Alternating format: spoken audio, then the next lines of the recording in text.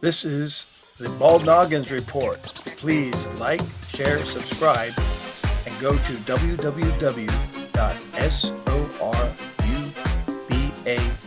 www.sorubausa.com and sign up for a free seed treatment sample. Do you see Bitcoin's up to 107? No, I heard it passed 100. Yeah, you guys are gonna be living in Italy. I'm Actually, filthy. we all have Thinking rich. we all have a little bit, Chris, because Dave invested that mom's money. Yeah, So- it's actually doubled. It should have more than doubled. Maybe it has. Maybe that's. What- I what can't was remember what he bought. He bought it. Maybe he bought it $3.95. We all. It's not quite that. It's $3.95 divided by 7. And so I'm going to start us off if we're all ready, because I'm ready. I am Go. recording and I'm getting transcripts. Okay. Bald Noggins, here we are again. Woo-hoo. I'm in the mothership hovering over New Jersey right now. So that's the So now we background. know where the drones are coming from. Basically, Nice. I may or may not have a hand in that. And I'm leaving for New Jersey shortly, right after Well- this show. I'm going to be putting a group of people together to go fight the drones, the drone wars of New Jersey. It's going to be a big deal. Oh, right. Oh, the Jedis of New Jersey. I want to become more powerful than you can possibly imagine. There you have it. Sorry. Well, today it's a special day because it's how many? We're a few days from Christmas. 10 days. So today is not that special, but it's going to be special. Yeah. Today we're 9 once days. again thanks, Steve. Once again we brought Steve back, and so we're going to kind of go on with our Italian adventure since he's an ex-patriot. He was living there for a while, and I just to remind everyone, Steve is a brother of ours, Mike and I. He's number 3 in the family. Three. The family. And moving on. Also, he's a successful business entrepreneur in the Chicago area, working in leather. I don't want to go into detail. Hele. We won't go into details on what kind of leather he's into.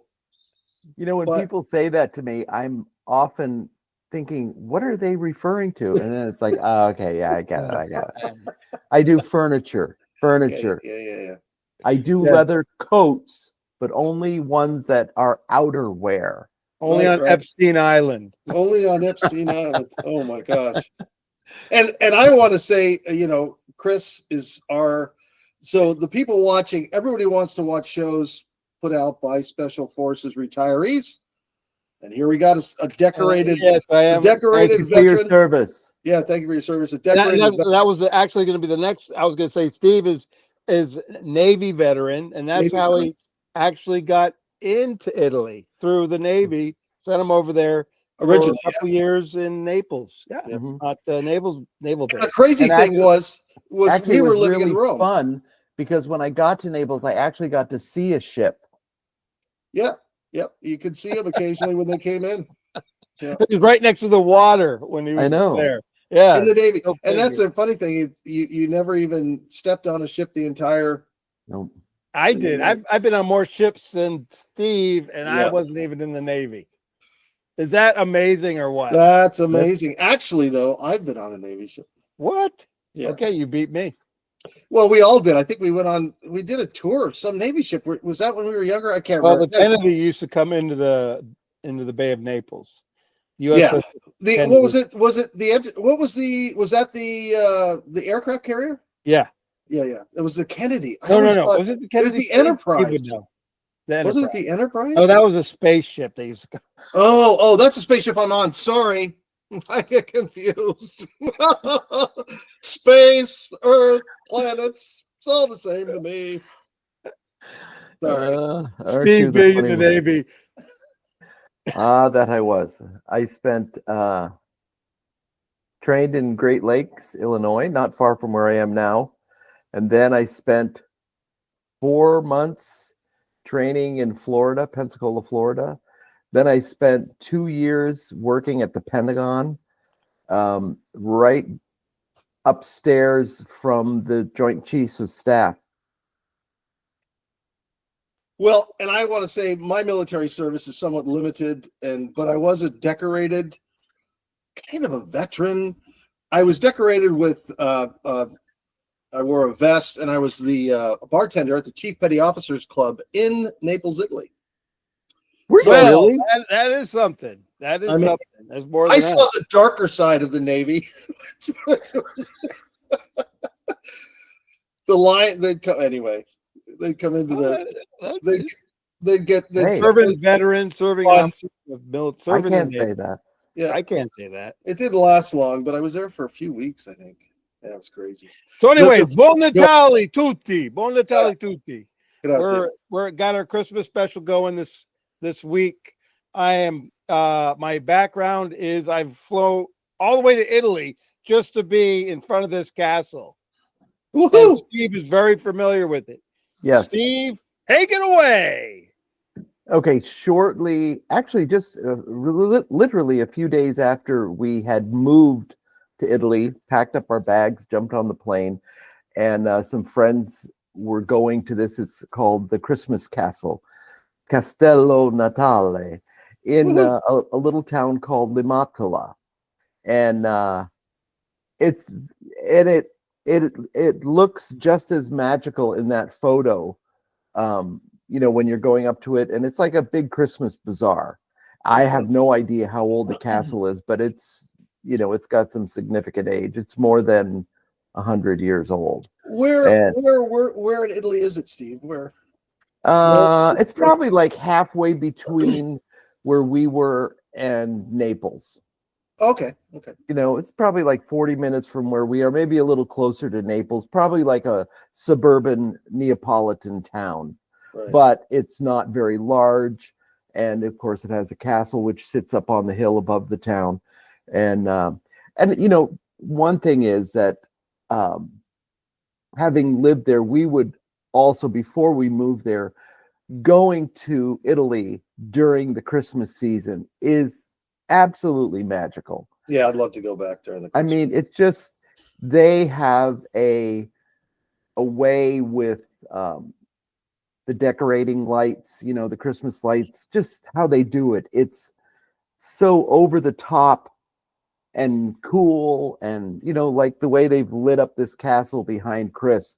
It's just This very castle fun. right here behind me. Woohoo! Yeah. And even in our little town, they had a Christmas bazaar. And because of COVID, we got there shortly after COVID, after Italy. Well, it was semi-open. But they had a Christmas bazaar, and they set the whole thing up, had all these shops. But in our town, there were probably like 75 people there. It was just like, even for, you don't need 1,000 people to go to these things. They would do over the top crazy stuff for just the neighborhood or whatever. Yeah. It was just very fun. Enjoyed it thoroughly. I was surprised when we went back, and it was end of March, early April, the first time we went back, and they were roasting chestnuts all the time, but that used to be just really a Christmas kind of at least that I remember. Maybe my memory's wrong, but I remember mostly at Christmas time in Rome, they would have all the little pans, little cookers out on the street corner, buy a bag of chestnuts roasting on open fires. I mean, it was nice. Cool. A popular item. Yeah.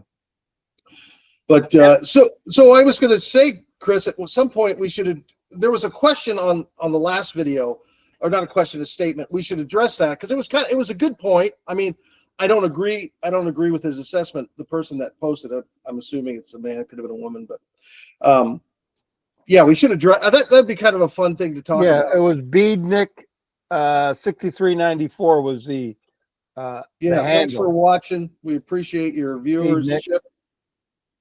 But yes, the comment was that how Italy is been Californicated. Yeah. Meaning it's very similar, and I guess to California, the expenses of trying to live in Italy is like trying to live here, on the West Coast, I assume. And I mentioned back that when I was in Rome, yes, I did see the prices were relatively the same of where I live here in North Carolina. I mean, I didn't see any savings. So Steve you'd probably have more of a input on that. Oh, I would say, I mean, the difference between where we were. So we lived in a very rural agricultural area about an hour northeast of Naples. I mean, literally, we could drive into downtown Naples, depending on traffic, in about an hour.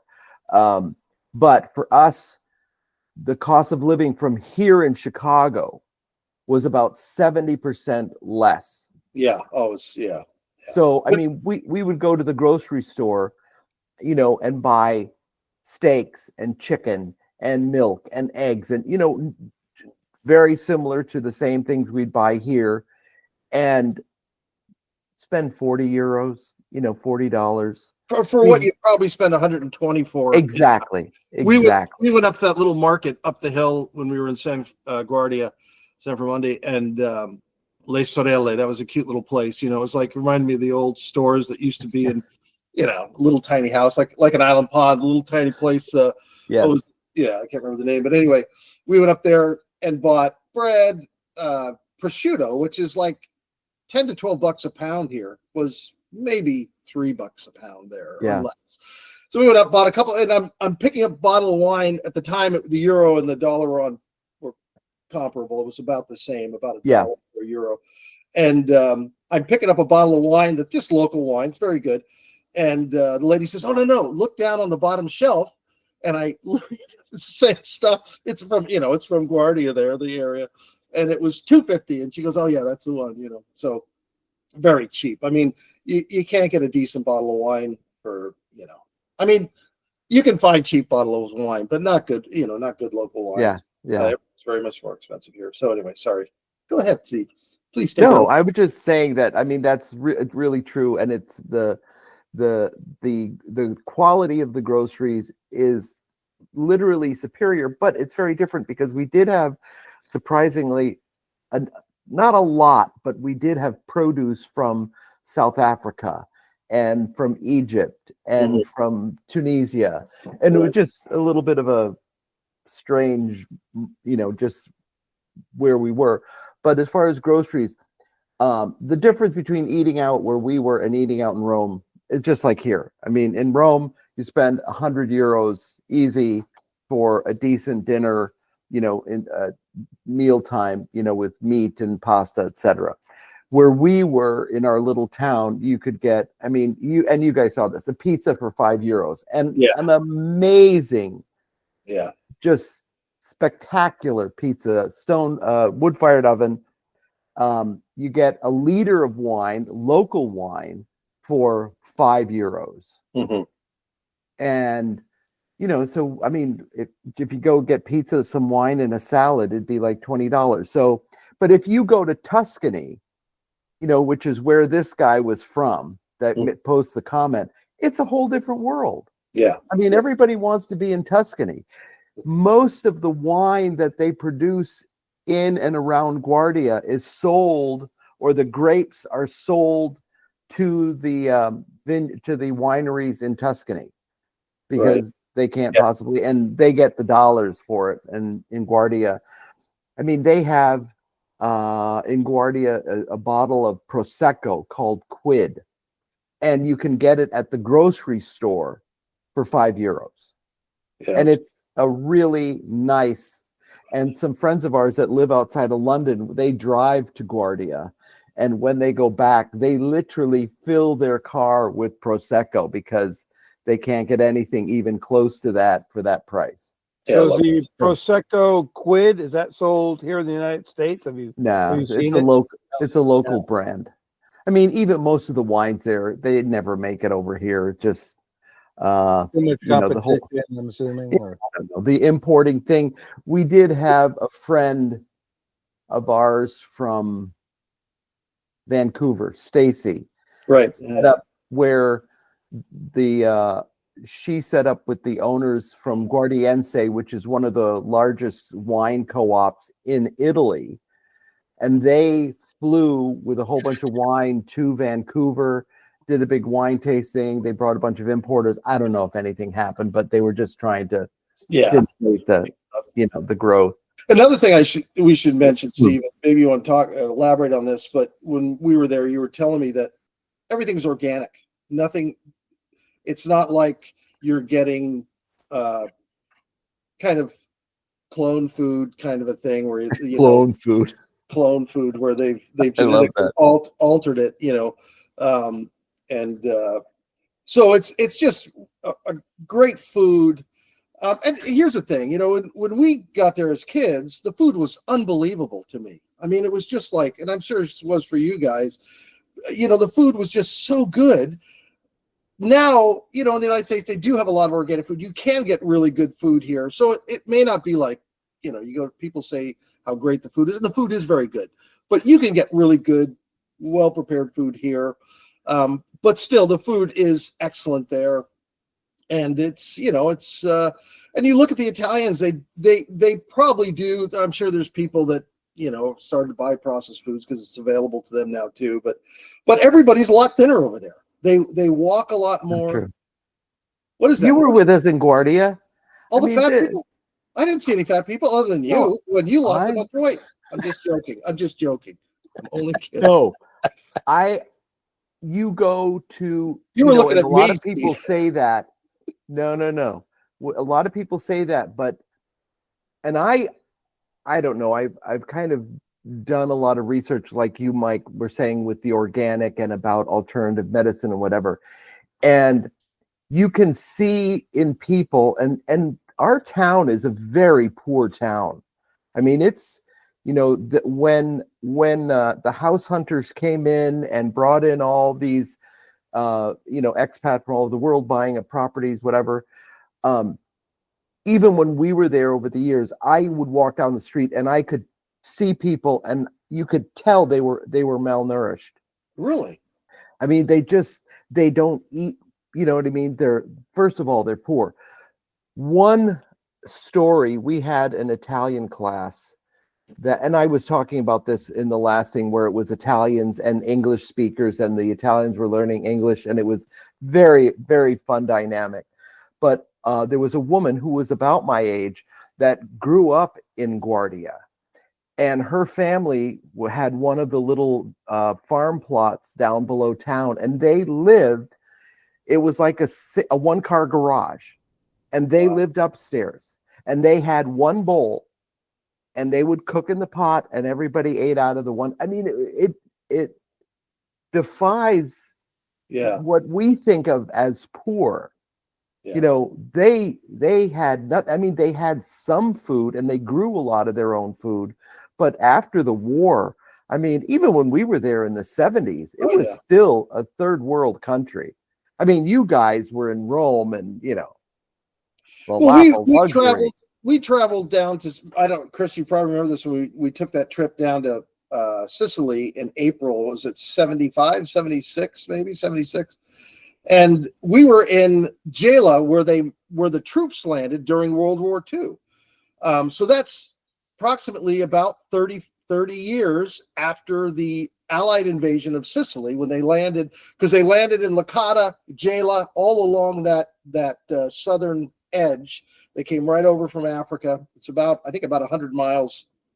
The Sicily, the lower part of Sicily from Africa. And so we go into Gela. This is 1975, and it looked like they just left. There were bullets, chipped up buildings from bullet marks, and it was rough. The soldiers were all gone, but yes, you can see the.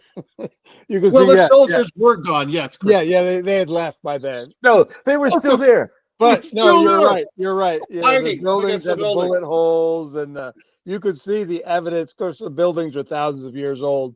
But yeah, they had actually did quite a bit of combat operations all the way through there. Yeah. And recovery was very slow. It wasn't like over here in the U.S. Germany. After the war. Yeah, it's pretty crazy. And I've mentioned this before, but Chris and our younger brother Tom used to go out into Kuma and go to the German gun emplacements and come back with all kinds of paraphernalia, Dead from bodies and pieces, hands, arms, legs. Thankfully, so we would find shell casings. yeah. So I remember you brought like that. You brought a little mortar fin. It was kind of bent up, but right. Yes. And it was because Italy, everything, if anything's within 50 years, like, who cares? That's new. So just the the remnants of that World War II at that time back in the 70s probably was, or 80s, early 80s, wasn't so it's not that old. I mean, it's only a few years, 50 years, few decades. And honestly, they would probably rather forget about that than remember it. Yeah. And as a country, the US, other than Pearl Harbor, we have never been invaded, or how many times has Italy been invaded? Well, Steve, I'm not trying to sharpshoot anybody here, but we were invaded in Alaska. Alaska is actually, we had lost a portion of Alaska to the Japanese. Kiska Island was captured by Seriously. They were actually on the island of Unalaska too. I mean, they bombed They it, just and they didn't shelled tell it. anyone. Exactly, they didn't tell anybody. So we're actually, the United States had been invaded at the time, and actually had lost a couple islands, at least Kiska. I think maybe more, but the Japanese had taken those islands. So it's kind of interesting. But yes, it's nothing they talk about. It's not spoken of. So I just want to kind of shift fire a little bit to I know both of you were house hunters, and actually, well, I know one of you did buy property. The other was really considering it. So any kind of insights or advice on, actually if someone wants to take the leap and move to Italy, sell everything, buy a house, go to Italy, what do you got? What do you got for us? Steve? Well, the one thing a lot of people ask, can you buy property in Italy legally? Absolutely. The only thing you need, and any tourist can get, which is called the Codice Fiscale, which is like a tax ID number, or it's probably more like a social security number. And even Mike, you have yours. I do. They were just visiting. Yeah, we got it. It was like, usually that's the thing I think people have to understand. If you're going there to buy a house, you really have to spend some time there, because nothing happens quickly. If it does, and it can, it's not the normal pace. They just don't move. You know what I mean? They live a much slower lifestyle. Except when they get behind the wheel of a car. When they turn into werewolves and drive a car, of course.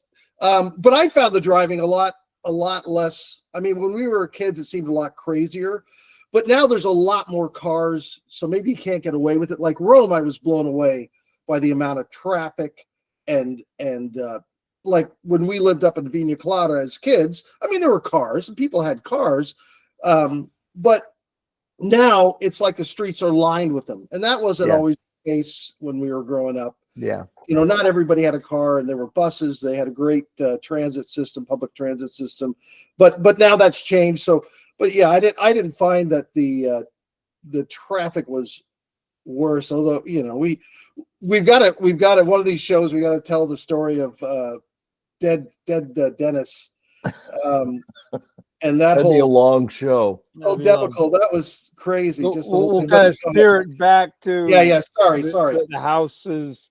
Buying a house, Mike, you were saying that when you went over there as a visitor searching for houses. Yeah, you can't do anything quickly.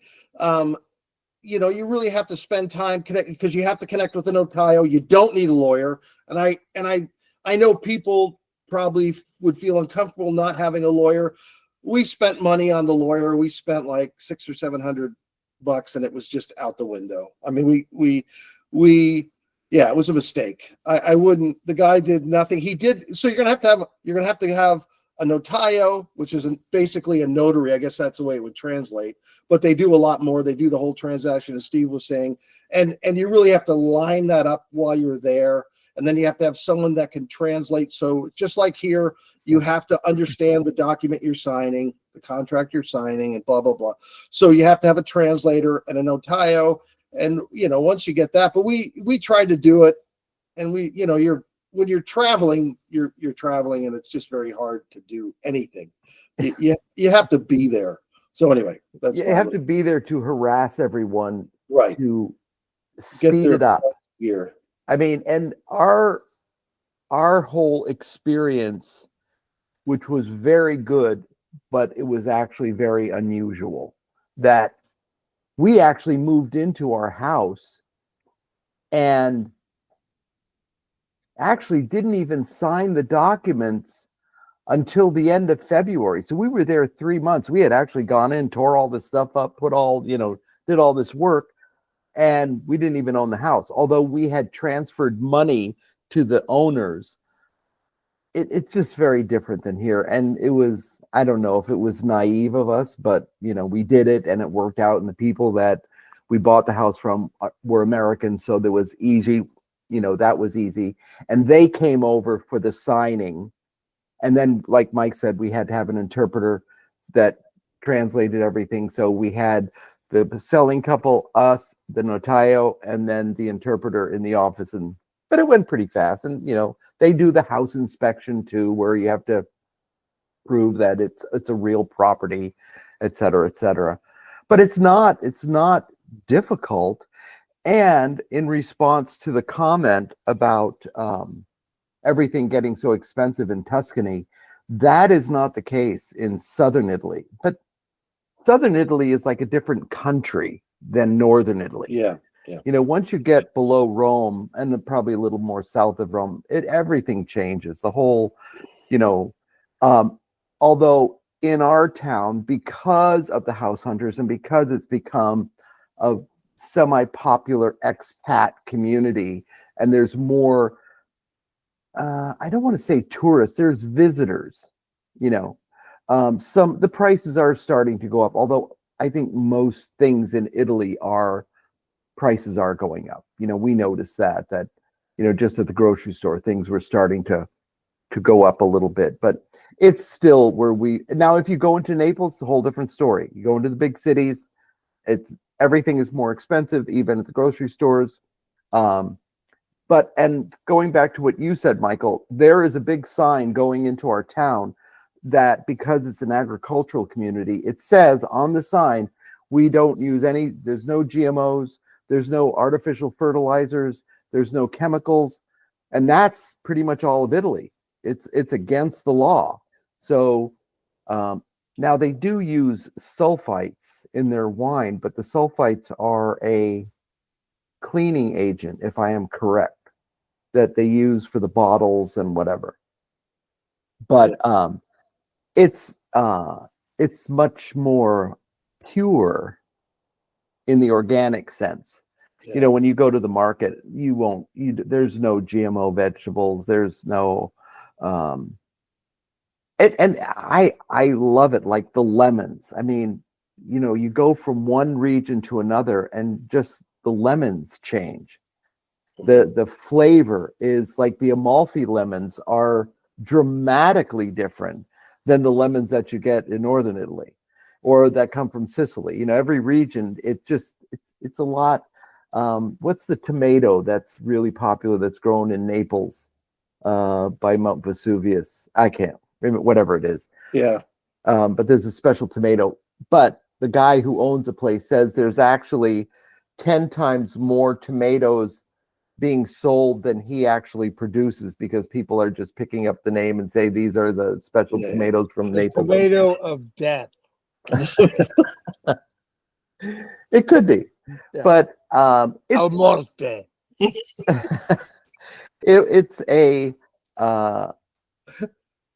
It's a marvelous thing watching, like we were saying before, where people go in on a boat and spend 12 hours and they, you can't. And I did this with Mike and with Chris. We would go to the next town over to this little cafe, and right on the square, it's in a big square, and there's a school. I think it's like a middle school, maybe a high school, and a church. and then there's the post office around the Right. corner. So there's a lot of activity, and just sitting out there watching the world go by, and Right. people come in, sit down for 10 minutes, drink a coffee, Prosecco, chat, and then people driving by yelling out the windows, and all the school kids, which I particularly love about being there, is you saw a lot more of the kids hanging outside, wandering in a really positive way, wandering the streets in Right. groups of 6 and 8 and 10 kids, and just, on their bikes or whatever. And they'd all come to the cafe and sit at, get 10 kids sitting at the table, and they've all got their phones and whatever.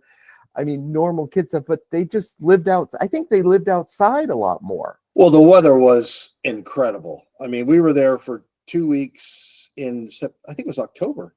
Yes, October. Yeah. Towards the end of October, and the weather was 75 degrees and just sunshine. And I know they get rain there, and they have their bad weather, but we just went at the right time, and the weather was unbelievably beautiful. It was really a great trip.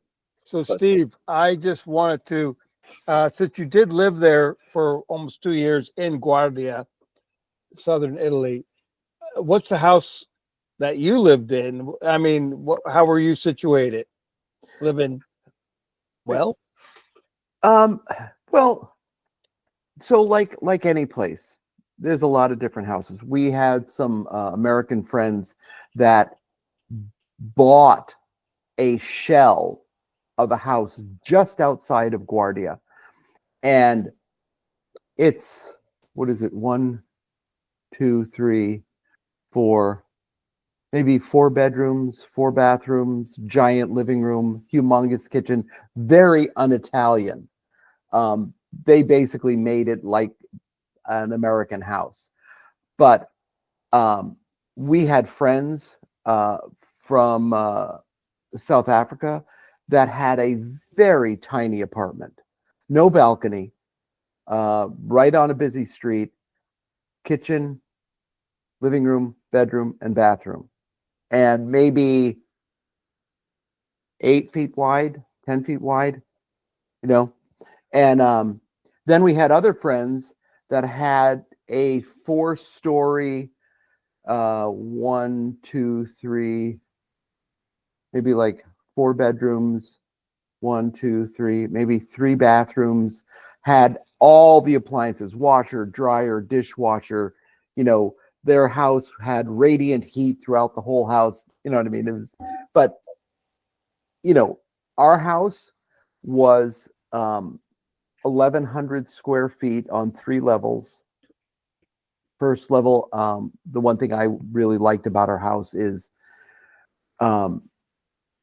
you walk in the front door and you come into an entrance hall, which was very unusual for all the properties that we looked at, because usually you would open the door to an apartment and you'd either be at the bottom of the stairs or you'd walk into the kitchen and the bathroom was right there. Just very odd.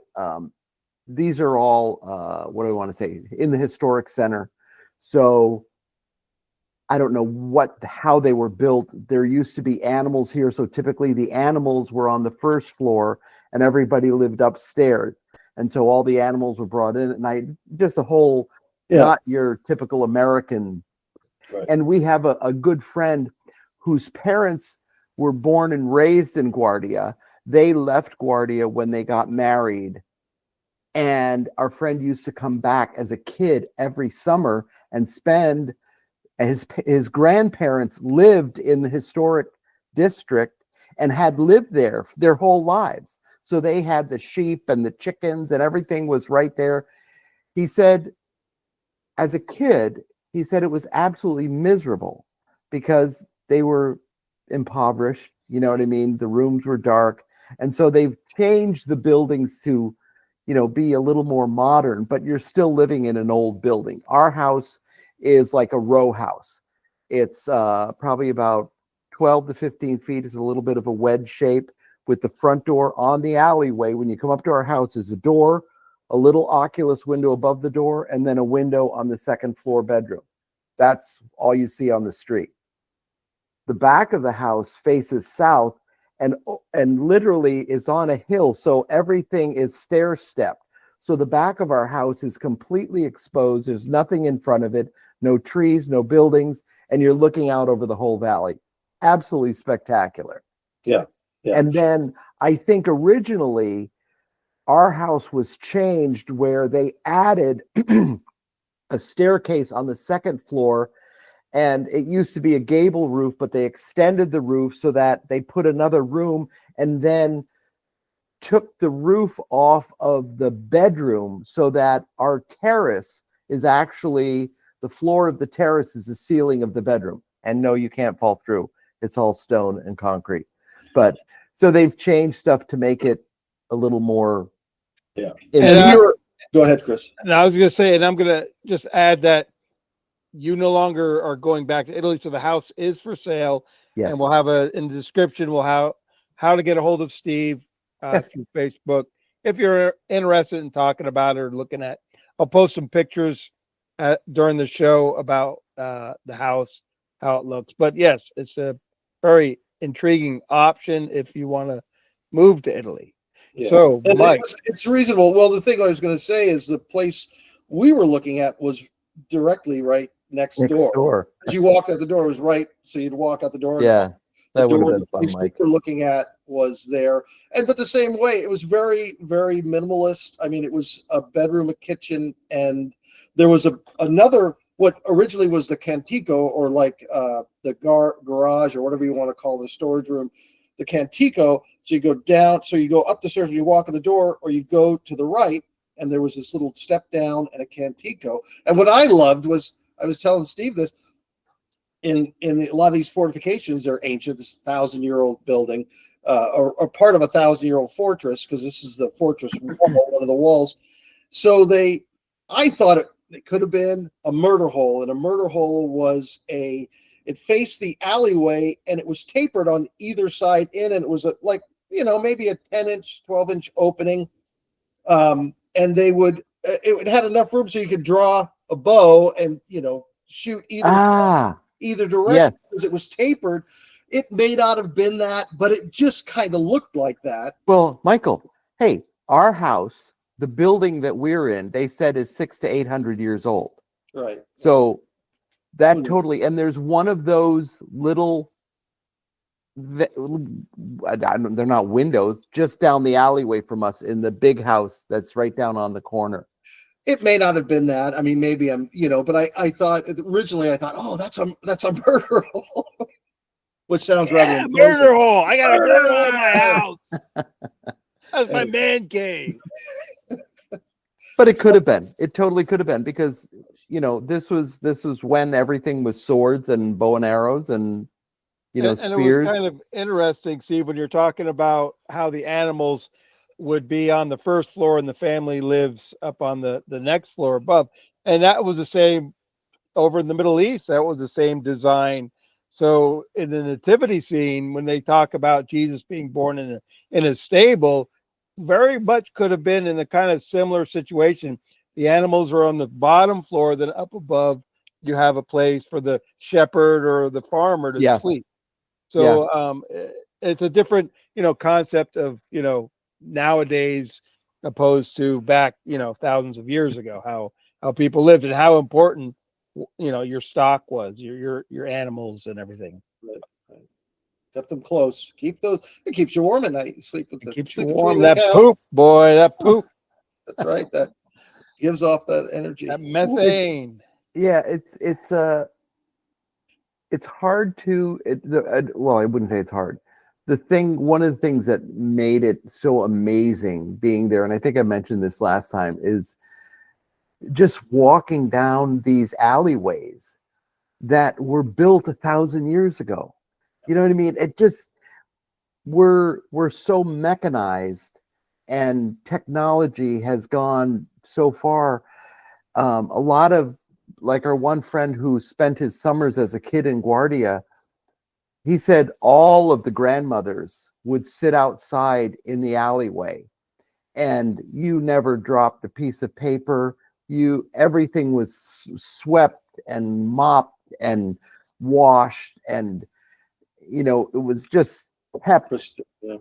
And we had, actually, it was interesting, we had across from us, there's some other buildings, and there's a lot of people that use it as a summer house. So when the weather gets hot in Naples, they come up and will open up the house. But across from us, and the weeds grow everywhere. The weeds in this town, it's like they just find any little crevice, and within 3 days you'll have a gigantic weed growing out. And I would constantly be pulling weeds. A lot of stinging nettles, Chris, that you were talking about. Oh yeah, you should have kept those. But this family came in, and I think they were doing a little bit of updating, but the grandmother came out, and literally this was a alleyway that was perpendicular off of our alleyway, and it was a dead end. So we basically never went there, but it was always overgrown with weeds. And they came in, and she had that thing within a day or two, swept every weed, every speck of dirt, everything. It's just kind of a cool. They took a lot of pride in, not that they don't here, but it was just kind of cool in a medieval town that everything was swept. And now that it's abandoned mostly by the Italians, and it's all tourists and visitors and vacationers, it's just a different sense to it, but it's still a lot of fun. And as you guys know, it's absolutely charming, cool. The Italians love all the visitors, especially the Americans, Canadians, Australians. The English speakers, they want to learn English. Even the little kids, you meet them on the street and they'll start talking, practicing their English on you because you stand out like a sore thumb. Yeah. But anyway, it's just very charming, very fun. Right. I just wonder, the way technology is, how long this culturally, we always said once we moved there, we realized that this is like Napa Valley 1950.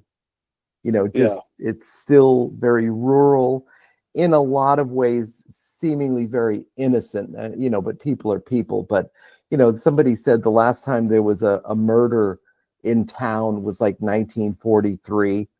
You know what I mean? It's just sort of like, it's very safe and peaceful, and it's out of the way enough to where it's unusual to get people just wandering through.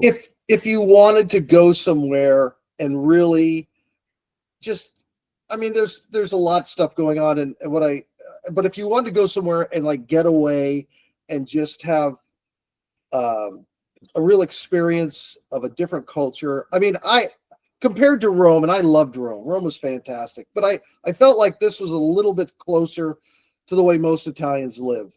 And I know I was watching a video that was saying Italy's population is dropping drastically. The birth rate is going down, and it's just really, really changing. And I know it's not just Italy. Japan's running into the same problem, and a lot of different countries. They're saying, that this birth rate drop is significant and really going to be an issue in Italy. So there's literally parts of Italy where there are little towns, and even when you're in southern Italy around Guardia, where we were, and Steve lived, and we visited, Chris went there. They're just, the town's kind of collapsing on itself because nobody wants to put the effort into redoing all this ancient architecture. That kind of brings up the point of, and I have seen this, where the Italian government is actually not paying, but lowering the price for people to move into these basically historic buildings, right, and refurbish, homesteading basically in a 1,000-year-old building. Are they still doing that? I know they were doing it for a while. They've actually stepped it up. And now if it meets certain qualifications, I don't know what all the what you have to do exactly, but they will actually pay you 30,000 euros to help renovate these homes, because there are so many. Yeah, and I like I say, I don't know all the parameters, but it's something like 30,000 euros, and they'll invest if your house fits. You have to fit within certain parameters, but it'd be something to look into. They want people to come into, and it is an amazing place, but it's like anything. You are going into another culture, and you're a long way from the United States, and there's a real culture shock. Yeah. And I think, obviously the people that can afford the home there, they're probably visiting there, and they see the beauty of these places. And yeah, it's really spectacular. And that's all over Italy. I mean, Sicily and all through southern Italy. And I don't know what's going on, like some of the islands like Sardinia or these other places, but it's a real issue. The population decline is going to be, in the next 30 years, a huge issue for Italy. Anyway. I won't be around then, but I will. love them. Yeah, you're so much. Steve, do you have any input on the housing as far as renovating the older? Yeah, well, here's the thing. You have to be able to, you have to find a reputable company. Now, the one thing, like the dollar homes, I think that's what you were referring to, Mike. Yeah. The catch to that is, having lived there, and you understand that you may need the work done. I'm somewhat handy, but overall not that handy. And like when the guys came in to do our bathroom and jackhammered out, so I'm going to get back to this, but I just wanted to say, in our house, you have to walk up to the house. You can't roll a wheelbarrow up to the house because it's steps. So Right. Anything you bring, you have to carry it up, and anything that you have to take out, you have to carry it down. So they're jackhammering all the tile off out of this bathroom. And the bathroom was our bathroom is like 3 by 5. I mean, it was like a closet. But then they had jackhammer all the tile off, and then they start smashing it up on the floor, and they have to break it up into little pieces so they can put it into bags and then carry the bags down to the piazza and then put all the bags in the truck to take it away.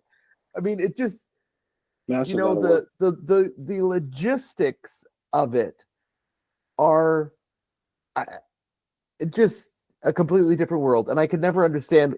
And none of these guys, they're handling bricks, they're handling stone, they're handling garbage, whatever. Nobody wears gloves.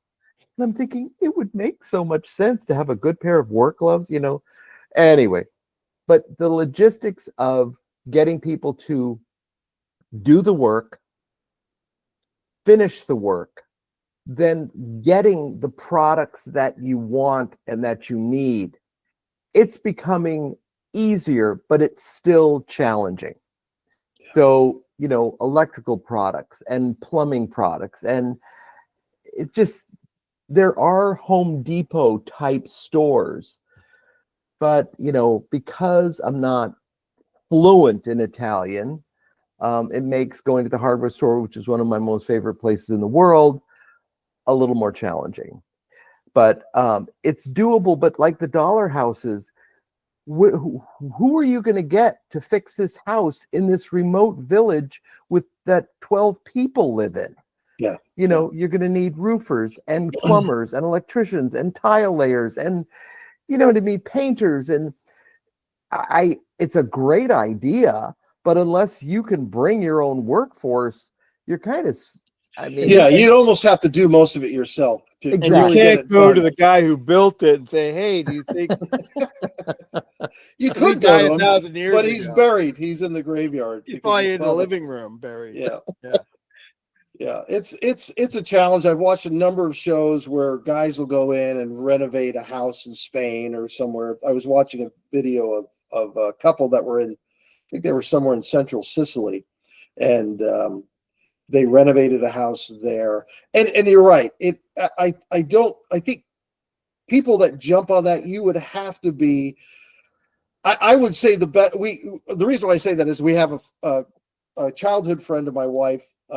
Who has a restaurant up in Portland, went to Puglia, which is the southeastern part of Italy, the region down there. And I'm pretty sure she was, I'm not sure if she bought the house, but they were going to renovate a house in Puglia, somewhere down on the coast. You know, beautiful, beautiful little town. I mean, I saw pictures. It was gorgeous.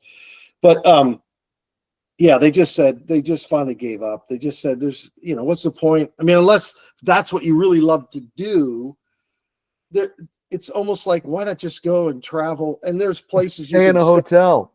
Well, you could. Well, there's Airbnbs and places to stay. Yeah. If you did stay in a place long enough, you'd probably meet people and find different options that would be reasonable. And then you don't have to kind of worry about it. I mean, that's my take on it. But everybody's got their own, you know, level of ability and desire. So it just all depends on what you want to do. I was looking at a place north of Rome. I mean, it looked unbelievable.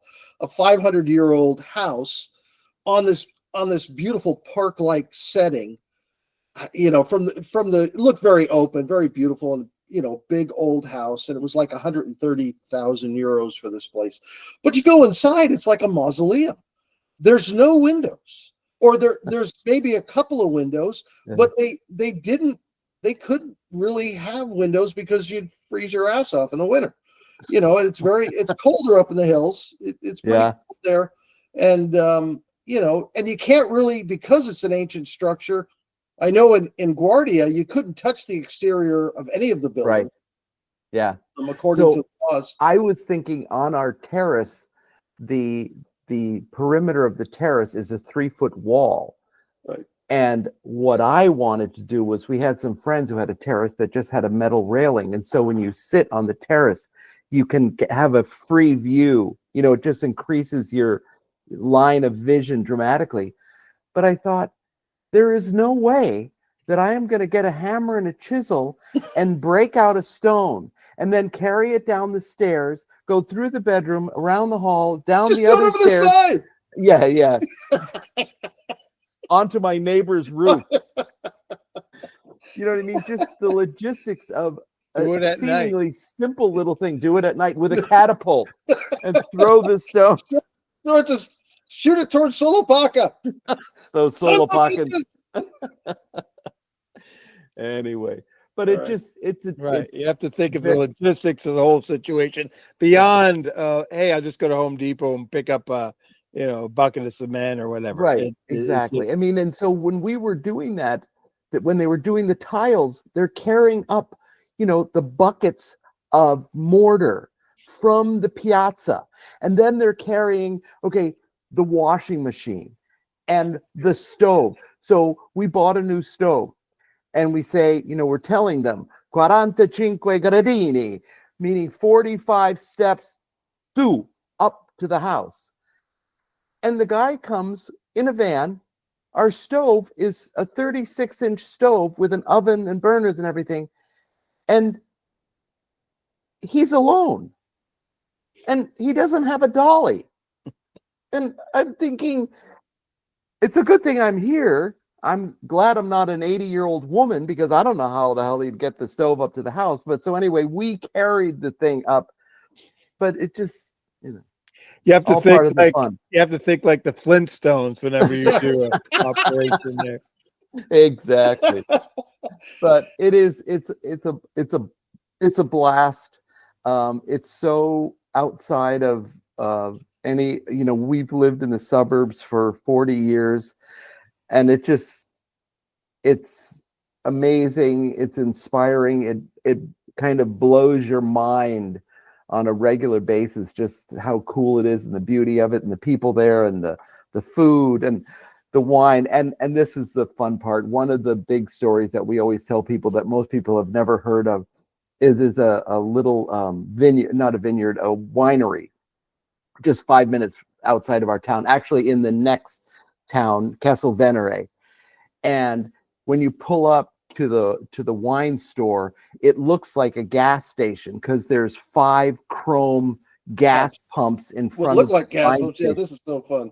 But it's not gas station. It's a wine station. So you pull right up in your car and you have all your jugs in the car and you take them out and you put the nozzle in and it's just like gasoline, but you're pumping wine and it's telling you how many liters are going into your thing. And when you're done, you put your things in the car and you go in and you pay them and it's like $1 a liter. I thought it was €2 or something. Where the place we went down the hill from. Yeah. And it varies. It's actually, everything's gone up. But anyway, but that's just kind of one of the really fun, cool things that you would never see in the U.S., I don't think. So that's an excellent note, a good Merry Christmas note. Ho, ho, And ho. this episode of Italy with Steve, right? Right. Yeah. Right. Buon Right. Natale. Buon Natale! All right, boys. Ciao. It's been fun.